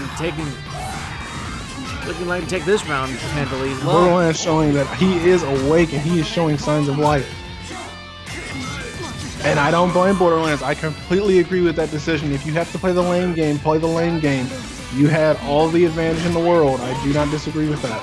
Dude got cash on the line here. All right, and going into round number 3, we're seeing it. Both players are respecting their space very, very well. Kevlar he's in there. He's in there. Let's see what he can do. Yep. This is where he wants to be. He seems to rule when he gets one in the corner. It's just these long extenders. He dropped it. Pause button. Oh, but Borderlands was anticipating it.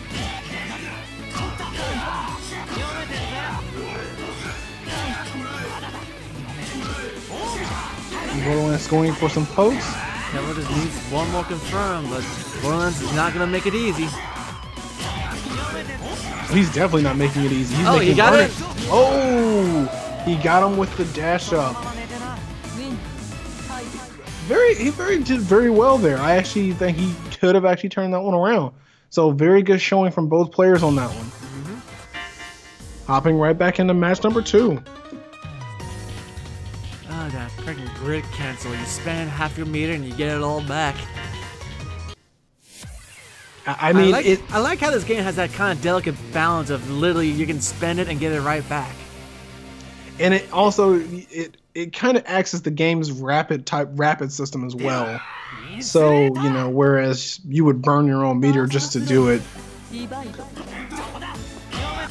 But it all depends if you're in the vorpal state. So if you're the one who's been pushing the offense, the game rewards you for those options. Unless you're doing things that your opponent knows how to barrier, in which case you will be punished for that. Very true. Unless your character's like Holsteins who their living is just throwing you. It doesn't really matter anymore. That is true. But anyway, back to it. Kevlar has the opponent in the corner. Ooh, tries to super out, but Kevlar's having none of it. And he is going to take round 1. Handily.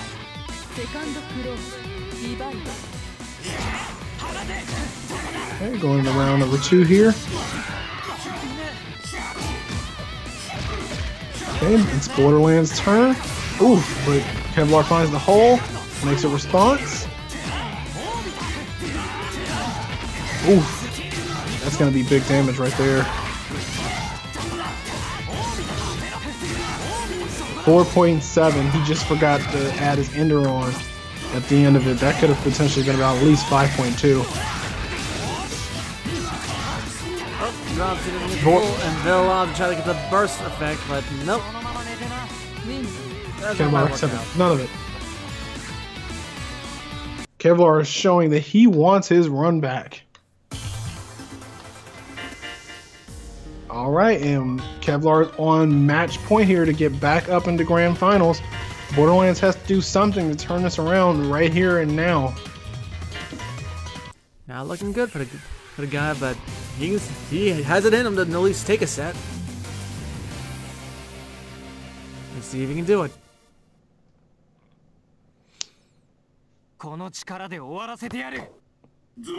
Alright, match number 3, here we go.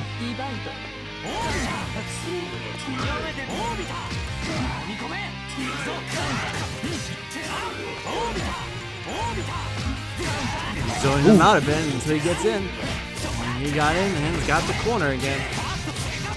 He's respecting his opponent's space. Goes for the grab because he realizes he doesn't have enough resources to end the match without it coming down to mix-up. So just going for some standard pokes, and that's going to be it. Gain the meter to bring him the next round. That was perfect. Okay, so now this round he has meter to play with, so that's the reason why he had no fear about hopping right in there. Keeping safe. He's already got the corner. Ooh, that 60, was nice. Very nice indeed.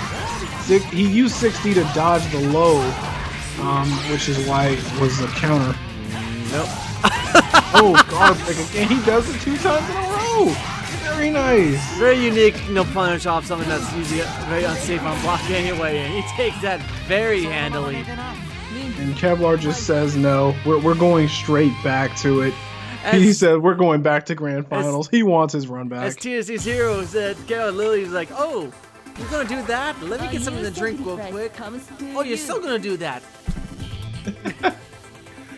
Reminds me of what my friend used to say back in CS when Hazama first appeared, where he had those really long, extravagant combos where it was pretty much go make yourself a sandwich and come back and you're still not dead yet. Like, oh, I'm still being comboed. Okay.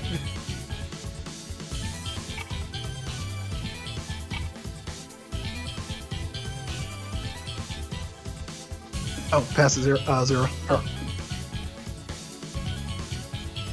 All right, ladies and gentlemen, we are in grand finals. It is a best of 5. Kevlar has to win the first 3 to force a bracket reset. Otherwise, Nicole can just win 3, and it will be the end of it. And don't forget, there are $50 on the line to whoever wins this one. There is no prize for second best. It's only the best tonight. And thank you for the 40 viewers who are watching us tonight. Here we go. First clause divide and starting off pretty strong right now. And the call is in there. That hit? Oh, absolutely. That whip is something else. That's must be some janky hitbox on that thing. Doesn't look like I was anywhere close to that thing.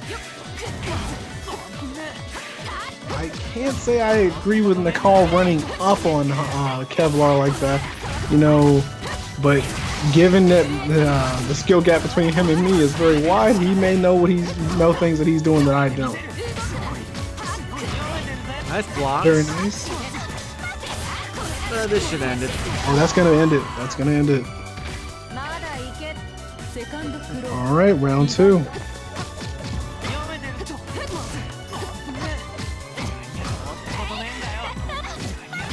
Alright, respecting each other's space.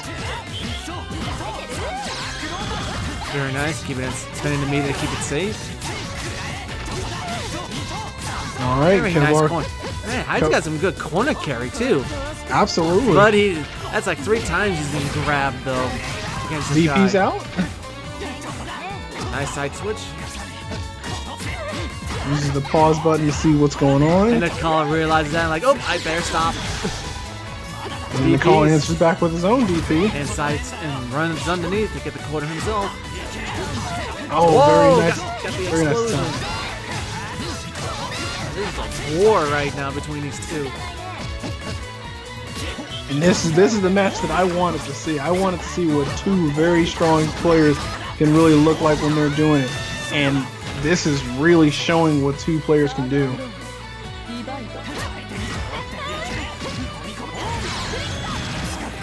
Okay, using the super projectile to end the projectile war and taking his turn. And the college just doesn't care about the meter. Oof! Got him with the 6C or 6D, excuse me. Trying to bait out a TP. He didn't expect that to hit. Alright, good blocks. Excellent use of the barrier. Ooh, very great awareness there. Absolutely very good awareness. And answers with the DP after the pause button. Very nice. And the call will take that and will take that. Man, either awareness or good reactions. Either way, very good blocks on the double overhead. The double overhead, and not only that, but having the awareness to use the Vorpal cancel so you can see it and then respond with the DP in that short window. Alright, match number 2 of Grand Finals. 16 round starts from those 2. Oh, text to grab. Very nice, very nice. Kevlar tried to pin him back, but unfortunately it did not work out that time. Runs up, jumps, and overheads. And the call is just making him pay for any transgression he makes there. He's not paying attention. DP's out? Yep. Oh, and breaks the grid. This is his. Oh, drops. I mean, it could have been worse. He could have had, his grid all the way on Kevlar's side, like we've seen him do multiple times tonight, and then he would have locked him out of all that meter game. Ooh, I do not agree with the random DP there. He was not close enough. Made a hard read and fell. Oh, no conversion there. Because he didn't bleed. Ooh, the charged version of the attack changed into an overhead, and Nicole wasn't expecting it. Nice, all right, nice. Kevlar's in. And he's gonna spin it to win it. Again, he runs into a grab. It's like three or four times he's built for that one now. In that same situation, being having the corner advantage, but he finally gets a win. Ties it up one apiece. All right, so yeah, we have a game here. We have a game here. This wasn't like in winners finals where the game was 3-0. No, Kevlar took a match this time. And they're going straight back into it. Absolutely.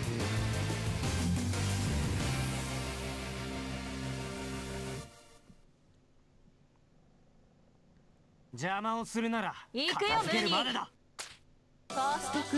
we go. And a trade to start things off. I know I mentioned that there's a war between these two, but it literally is becoming one. Absolutely, and what makes it even better is that both players have very good setups when they knock their opponent down, and then to add on top of that is that they both have very good high damaging combos up to 6 as well. Okay, that was a mistake by Kevlar. He did the input for the exploding projectile when it was off screen, and Ronan was nowhere near it. I feel like that had an input error in that case. That was definitely a bad decision on his part. And very nice, very nice. Lose around for that.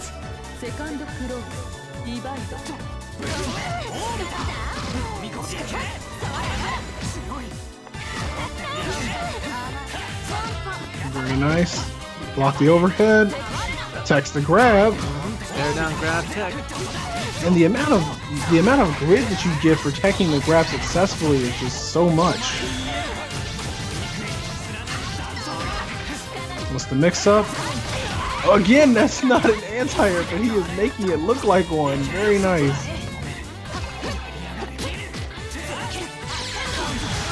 Oh, the reacts on this man. Is that a woman's whip like Hakumen's sword? Here a hitbox, no hurt box? No, it has a hurt box. It's not like 9, where it gets away with stuff. No, it does have a hurt box attached to it.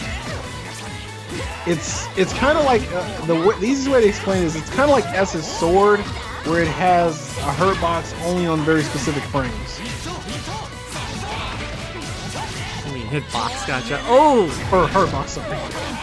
Oh, and dropped it. He's gonna pay for that. And he has all the meters. Oh man, that's heartbreaking. That's heartbreaking. That inputs was his opponent's savior that time. Oh my god. Kevlar, I can only imagine him right now going, oh no. I dropped that. Why did I drop that? And I apologize. I cannot read kanji. But someone pointed out that Kevlar got a purple square off of that match, and yes, he did. So got D ranked?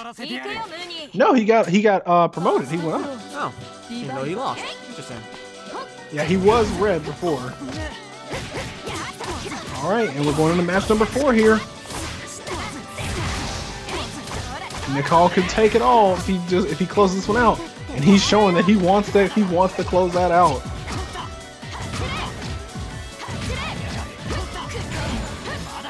Kevlar's trying to find the hole. And just answers with a grab.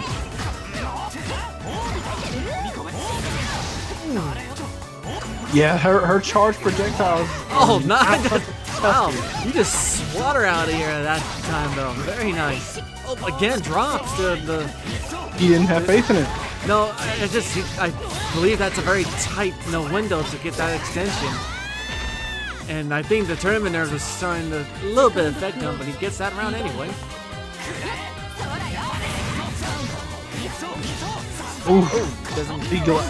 He's gotta be thankful that caught her, because if not, that would have been a huge punish. Wow, charging that grid right when he got a vorpal. Very nice.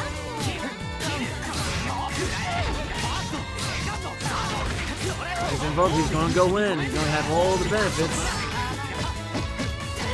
Well, he is on the round, and if he can close this one out, we will be going to round 5 or match 5, excuse me. And he does it with a perfect attack. All right, he just needs one more to reset it.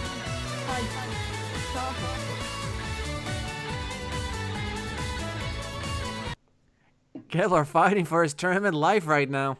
He is definitely awake and definitely showing some prowess here.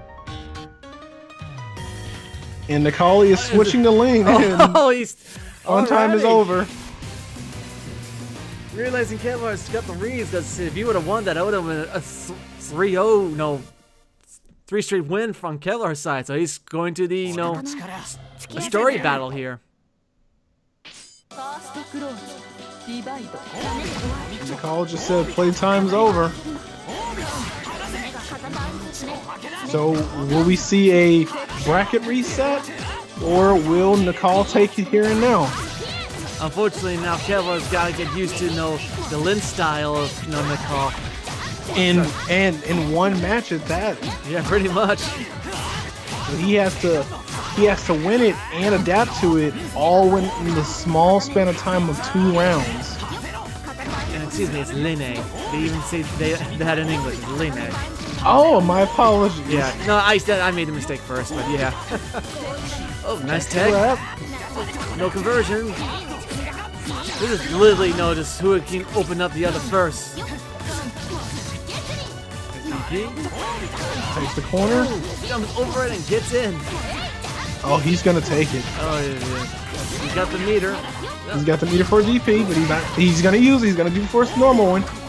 And good decision. Realized he did it too soon, and it's gonna come down to something small. Yep. Oh, got caught low. Got caught low.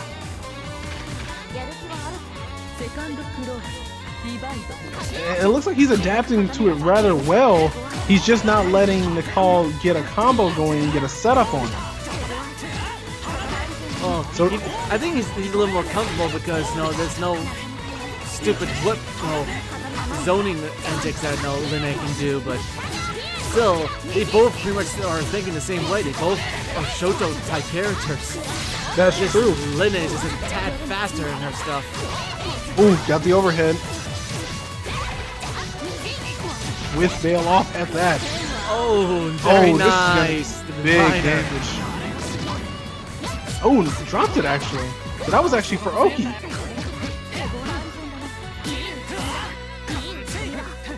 Oh, he hit it, or didn't get the last hit, it looks like.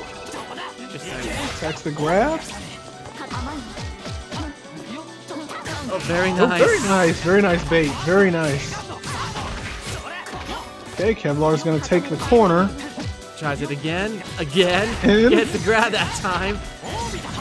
Man, I've never seen anyone just run up backdash, run up backdash. Well, the thing is that Unio has a unique system that actually allows that.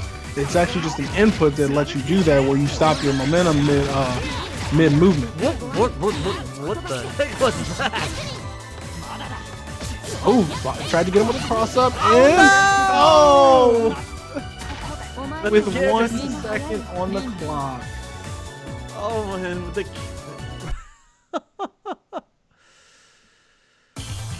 With that, ladies and gentlemen, Nikali is your UniClash 2 champion and the recipient of $50. Very, very good showing from those 2 players. Alright, ladies and gentlemen, that will be it for tonight. Nikali, you have to just let me know if you're on our Discord. If not, I'll give you a invite to our Discord so you can get a hold of Xanthos. He's the one who gives out the cash prizes for our group. And with that being said, next week I believe that will be I think next week will be a Dragon Ball Fighters tournament, because we haven't done that in a while. And with that, that'll be it for tonight. I am your host tonight, Altria Pendrago. With me tonight is Legion as well. And hope to see you guys next time. Nice night, everyone.